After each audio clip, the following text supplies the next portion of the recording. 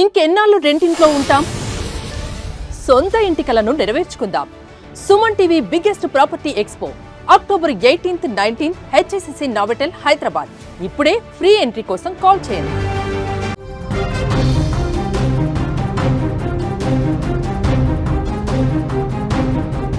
Gaza శాంతి ఒప్పందంలో అనూహ్య పరిణామం చోటు చేసుకుంది. ట్రంప్ చేసినటువంటి వ్యాఖ్యలు, ఆయన తీసుకున్నటువంటి స్టాండ్ ఇక్కడ ఆశ్చర్యానికి గురి చేసింది. దానికి సంబంధించిన వార్తల్లోకి వెళ్లే ముందు బిగ్ అప్డేట్ ఒకటి ఉందో చూద్దాం. హైదరాబాద్ మొత్తంలో ఉన్నటువంటి బెస్ట్ ప్రాపర్టీస్ అన్నిటినీ ఒకే వేదికపైకి తీసుకువస్తుంది సుమన్ టీవీ. అక్టోబర్ 18, 19వ తేదీన హెచ్ఐసిసి నోవోటెల్లో జరిగే సుమన్ టీవీ ప్రాపర్టీ ఎక్స్పోలో best flats, villas, open plots, Deepavali offers and డిస్కౌంట్స్తో అందుబాటులో ఉంటాయి. మీరు విజిట్ చేసి ప్రతి గంటకి ఒక గోల్డ్ కాయిన్ గెలుచుకునేటువంటి ఛాన్స్ కూడా ఉంది. ఫ్యామిలీతో రండి, మీ డ్రీమ్ ప్రాపర్టీని సొంతం చేసుకోండి. రైట్, ఇక అసలు విషయంలోకి వెళ్తే, నిన్న గాజా ఇజ్రాయెల్ శాంతి ఒప్పందంలో భాగంగా ట్రంప్ అక్కడికి చేరుకున్నారు. మిగతా దేశాలకు సంబంధించిన ముఖ్య నేతలు కూడా చేరుకున్నారు. భారతదేశం నుంచి కూడా విదేశాంగ సహాయ మంత్రి అక్కడికి వెళ్ళడం జరిగింది. అయితే ఈ సందర్భంగా అక్కడ అమెరికా అధ్యక్షుడు ట్రంప్ మాట్లాడినటువంటి మాటలు ఇప్పుడు వైరల్గా మారాయి, సంచలనంగా మారాయి. ఎప్పుడూ లేని, అంటే గత కొన్ని రోజుల నుంచి భారత్తో వైరం పెట్టుకుంటున్నటువంటి అమెరికా అధ్యక్షుడు డొనాల్డ్ ట్రంప్ మొదటిసారిగా పాజిటివ్గా స్పందించి మోదీని పొగడ్తలతో ముంచెత్తడమే కాకుండా భారత్తో ఉన్నటువంటి స్నేహాన్ని ప్రస్తావిస్తూ అక్కడ చేసినటువంటి వ్యాఖ్యలు ఒక్కసారిగా అందరినీ ఆశ్చర్యానికి గురి చేశాయి. దానికి సంబంధించి సరే, దాంట్లో వెనుక ఉన్నటువంటి కోణం ఏంటనేది తర్వాత మాట్లాడుకుంటే, ఎందుకు భారత్తో వైరం అనుకున్నారో, దాంతో లేకుంటే భారత్తో పెట్టుకుంటే ఇబ్బందికరమైన పరిస్థితులు అనుకున్నారో ఏంటో, కానీ ట్రంప్ మనసు కొంత మారినట్టుగా కనిపించింది. ప్రధాని మోదీతో కానీ భారత్తో కానీ ఎందుకులే అని చెప్పేసి. కానీ ఇక్కడ మరొక అంశం ఏంటంటే, ప్రధాని మోదీ గురించి మాట్లాడుతున్న సందర్భంలో అమెరికా అధ్యక్షుడు ట్రంప్ అక్కడ పొగడ్తల వర్షం కురిపిస్తున్న సందర్భంలో అతని వెనకాలే, అమెరికా అధ్యక్షుడి వెనకాలే పాక్ ప్రధాని కూడా ఉండడం జరిగింది. అంతేకాదు, పాక్ ప్రధానిని పిలిచి ప్రధాని మోదీ గురించి మాట్లాడేటప్పుడు, భారతదేశం గురించి మాట్లాడేటప్పుడు అంతేకదా అన్నట్టుగా పాకిస్తాన్ ప్రధానిని కూడా ఇన్వాల్వ్ చేసి మాట్లాడినటువంటి తీరు ఒక్కసారిగా అక్కడ అందరిని ఆశ్చర్యానికి గురి చేసింది. అంతేకాదు, పాక్ ప్రధాని ముఖం అయితే బక్కచిక్కిపోయింది, మొత్తానికి మాడిపోయిందని చెప్పవచ్చు. ఒకసారి ఆ బయట చూసిన తర్వాత మనం మాట్లాడదాం. India is a great country with a very good friend of mine at the top, and he's just done a fantastic job. And I think that Pakistan and India are going to live very nicely together, right? That's not a very. They are.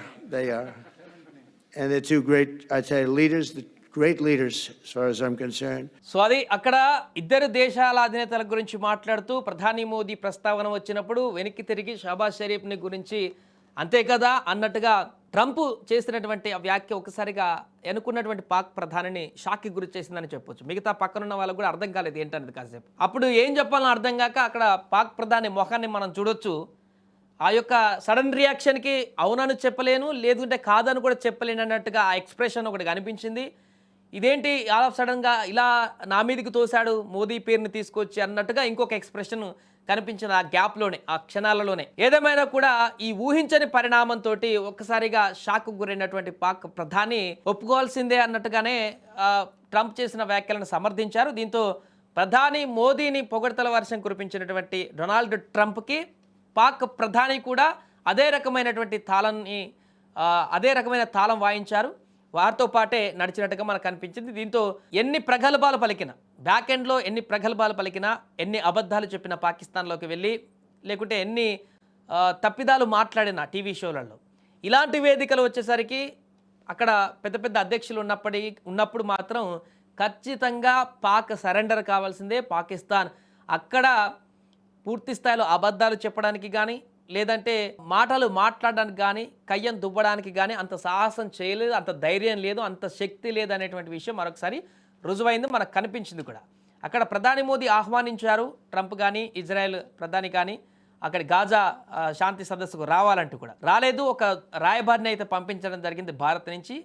అయినా కూడా భారత ప్రధాని యొక్క ప్రస్తావనను అక్కడ తీసుకువచ్చి ఈ శాంతి సదస్సులో తనకున్నటువంటి ప్రాధాన్యతను, మోదీ చేసినటువంటి కృషిని కూడా ప్రస్తావిస్తూ ట్రంప్ చేసినటువంటి వ్యాఖ్యలు, దానికి వెనకాలే పాక్ ప్రధానిని పెట్టుకొని మరి అక్కడ ఈ యొక్క అంశాలని తెరపైకి తీసుకురావడం అనేది కూడా ఒక్కసారిగా, అంటే దీంట్లో ఉన్నటువంటి స్ట్రాటజీ అనేటువంటిది ఏంటిది అనేది కూడా ప్రశ్నలు ఉత్పన్నమవుతున్నాయి. ఎందుకంటే ట్రంపే రెండు దేశాల మధ్య రకరకాల కామెంట్లు చేస్తూ గతంలో ఆపరేషన్ సింధూర్ తర్వాత నుంచి పాక్ కొంత అనుకూలంగా ఉంటూ పాక్ ఆర్మీ అధినేతని అక్కడికి పిలిపించుకొని వైట్ హౌస్కి పాక్ ప్రధానితో పదే పదే చర్చలు పెట్టుకుంటూ భారత్తో కయ్యాలు పెట్టుకుందాం అనేటువంటి ప్రయత్నాలు చేస్తూ టారిఫ్లు పెంచుతూ అనేక ప్రయత్నాలు చేశాడు, కానీ ఏమీ చేయలేకపోయాడు భారత్ని. లాస్ట్కి సొంత దేశంలో ఉన్నటువంటి సభ్యులే తీవ్ర ఆందోళన వ్యక్తం చేస్తూ తిరగబడుతున్నటువంటి ఒక ఆందోళన ఏర్పడుతుందేమో అనేటువంటి భయాందోళనతోనో లేకుంటే ఏదేమో కానీ కళ్ళు తెరిచి ఇప్పుడు భారత్కి మరలా స్నేహాస్తాన్ని స్నేహగీతాన్ని పాడుతున్నటువంటి పరిస్థితి ట్రంప్ నుంచి మనకు కనిపిస్తుంది. ప్రధాని మోదీని కూడా నా స్నేహితుడంటూ మరల పాత పాటను అందుకోవడం అయితే మనకు కనిపించింది. రైట్, గతహ ఏదైనా పాజిటివ్ దృక్పథానికి వచ్చారు ట్రంప్ అనుకున్నాం, కానీ దీన్ని చూసి ప్రగల్భాలు పలికినటువంటి పాకిస్తాన్లో ఉన్నటువంటి నేతలు, పాకిస్తాన్ ప్రధాని, పాకిస్తాన్కి సంబంధించినటువంటి వ్యక్తులకు రాజకీయ కోణాలలో ఉండేటువంటి మాటలు, ఆ యొక్క స్ట్రాటజీలు, దాన్ని చూసి మనం కాల్చుకుంటే ఏమవుతుందనే దానికి ఉదాహరణగా ఇది మారొచ్చు. ఖచ్చితంగా ఇది దీన్ని దృష్టిలో పెట్టుకొని ఇక్కడి నుంచైనా పాకిస్తాన్కి సంబంధించినటువంటి నేతలు కానీ పాక్ ప్రధాని కానీ వ్యాఖ్యలు చేసేటప్పుడు జాగ్రత్తగా ఉంటే బాగుంటుందనేది ఇప్పుడు నడుస్తున్నటువంటి చర్చ. బట్ వాళ్ళు ఉండరు, వాళ్ళ బుద్ధే అంత కాబట్టి పూర్తిగా అబద్ధాలు, వక్ర బుద్ధితో ఉండేటువంటి ఆలోచనలు, లేనిది ఉన్నట్టుగా ఉన్నది లేనట్టుగా తిమిని బమ్మిని చేసేటువంటి ప్రయత్నాలు చేయడంలో దిట్ట కాబట్టి పాకిస్తాన్కి సంబంధించినటువంటి రాజకీయ నేతలు అక్కడ, ఎందుకంటే అక్కడ ప్రజలు ఆల్రెడీ తిరగబడుతున్నారు, నిరసనలు ఎక్కువైపోతున్నాయి. నేడో రేపో అక్కడ ప్రభుత్వాన్ని మొత్తం పారధోరలి వారిని కొట్టి బయటికి పంపించే రోజులు కూడా వచ్చేలాగా అక్కడ పరిస్థితులు కనిపిస్తున్నాయి. జనాలు తిరుగుబడుతున్నారు కాబట్టి జనాలను మచ్చిక చేసుకోవడానికి, జనాలకు బయటి ప్రపంచంలో జరుగుతున్న దానికి భిన్నంగా ఇక్కడ ప్రచారం చేసుకుని అక్కడ లబ్ధి పొంది పబ్బం గడపడానికి ప్రయత్నాలు చేస్తుంటారు. కాబట్టి సో ఎన్ని రోజులు నడవదు, అది కూడా ప్రజలు ఏదో ఒక రోజు అన్ని విషయాలు తెలుసుకుంటారు, పూర్తిగా ఆగ్రహ విషయాలతో బయటకు వస్తారు. ఏదేమైనా కూడా ఈ శాంతి సదస్సులో నెలకొన్నటువంటి ఈ అంశం అయితే వైరల్గా మారింది. ట్రంప్ నేరుగా పాక్ ప్రధాని ముందటనే భారత ప్రధాని మోదీని పొగడ్తల వర్షం కురిపిస్తున్నటువంటి అంశాలు, భారత్ పైన ప్రశంసలు కురిపిస్తున్నటువంటి అంశాలు వెనకాల ఉన్నటువంటి పాక్ ప్రధానికి అయితే కొంత ఇబ్బెట్టుగా, ఇబ్బందికరంగా, ముఖం మాడిపోయినట్టుగా కనిపించినటువంటి పరిస్థితి అయితే అక్కడ ఏర్పడినట్టుగా మనం స్పష్టంగా తెలుసుకోవచ్చు.